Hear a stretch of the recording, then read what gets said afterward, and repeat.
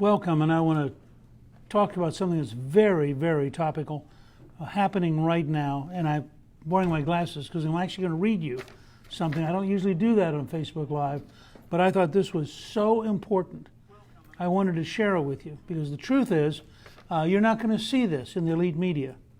But you had 9 senior British admirals and generals join in an advertisement in the London Times.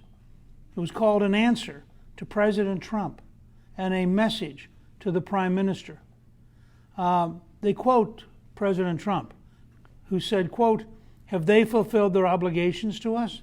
If they fulfill our obligations to us, the answer is yes," when he's asked about military aid in the event of an attack. And this is what they said. And I want you to listen to this because you're not going to see this in the elite media, and it tells you how phony the version of reality is that you're getting all too often from the New York Times or the Washington Post or CBS or NBC or ABC. Quote, "We, the undersigned, have all held senior commands, including fighting commands, across the spectrum in Her Majesty's service. We believe that President Trump asks a valid question and that he deserves a serious reply. In Great Britain's case, the following 8 points are the framework for that reply. They call for a 10-year program of rebuilding and realignment to begin with the imminent modernizing defense report, which must reflect the scale of responsibility. We respectfully remind the Prime Minister that uniquely in government, she and her ministers do not control how much money is needed to provide adequate defense of the realm. Our potential enemies determine what is needed. This is an eternal truth from which there is no waiver. President Trump is right to warn us not to relearn this bitter lesson. He is also right that Europe has been a free rider on U.S. defense for far too long. That period is now over." Now let me read to you who said this. General Sir Richard Barrons, former Commander, Joint Forces Command. Vice Admiral Sir Jeremy Blackham, former Deputy Chief of the Defense Staff. Sir Richard Dearlove, former Chief, Secret Intelligence Service, MI6. Air Chief Marshal Sir Michael Graydon, former Chief of the Air Staff. General Sir Michael Jackson, former Chief of the General Staff. Rear Admiral Roger Lane Knott, former Flag Officer, Submarines. Lieutenant General Jonathan Riley, former General Officer Commanding British Forces Iraq and Deputy Commander in Afghanistan. Major General Julian Thompson, Royal Marines, Commander 3rd Commando Brigade, 1982, leading recapture of the Falkland Islands. Admiral Sir George Zambellis, former First Sea Lord. Now think about that. Even though you're not getting any coverage in the elite media here, 9 senior British officers said flatly that, I'm going to re-quote them. This is from the 9 British officers.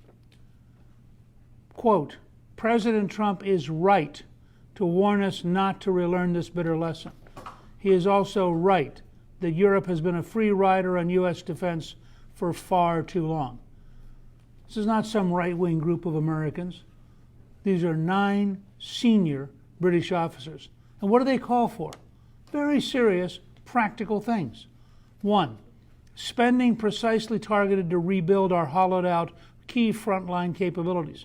Capability means systems and people to provide decisive assets across the whole spectrum of modern conflict. Special funding should be directed into complementary technical investment in artificial intelligence and autonomous systems, active and passive cyber and secret intelligence, but without reduction in other areas. A further eternal truth of war is that the enemy does not attack in the area of latest vogue, but in whichever area has been allowed to decay. All must be strong across the full spectrum of modern and future warfare. 2, a Royal Navy restored as a truly worldwide power and a brigade-level amphibious capability for the Royal Marines reinstated. 3, a field army based on a corps of 3 divisions. 4, an Air Force capable, sufficient, and resourced both to secure our airspace and to conduct successful full spectrum joint operations. 5. A multi-service capability to secure all our borders, waters, and territorial assets. 6. Withdrawal from the European Union Galileo satellite program and the building of a national 4-eye GPS satellite system to enhance Five Eyes secure capabilities. 7. A defense budget sufficient for all these needs, just like in the later 1930s. We can't afford not to, and for as long as it takes, with a cast-iron commitment to our NATO and Five Eyes allies. 8. Arbitrary manpower caps lifted. The forces re-recruited as restored capabilities demand, and the return of recruiting from outsourced companies to the services, including MI6.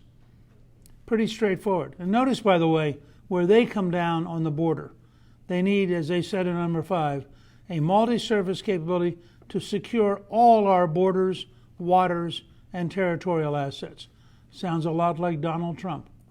So I just wanted to share this with you because I felt that it was so important for you to understand that while it's not getting covered in the American news media, there are 9 senior British officers who have taken out an ad in the London Times in order to communicate how strongly they feel that President Trump is right about NATO, he's right about national security, and it is very important that we have that kind of commitment here in the United States. So I just wanted to share this with you. I thought it was so important, as I said, that I put my glasses on to read it. You'll be able to get it. We're going to post it at Gingrich Productions. We've also sent it out as a tweet because I really wanted to share with people, knowing especially that our liberal media would not tell you the truth about what kind of support the president's getting from people who dedicated their life to defending Great Britain and defending the West. They know that Donald Trump is right, even if some of our reporters don't. So thank you very, very much. I thought it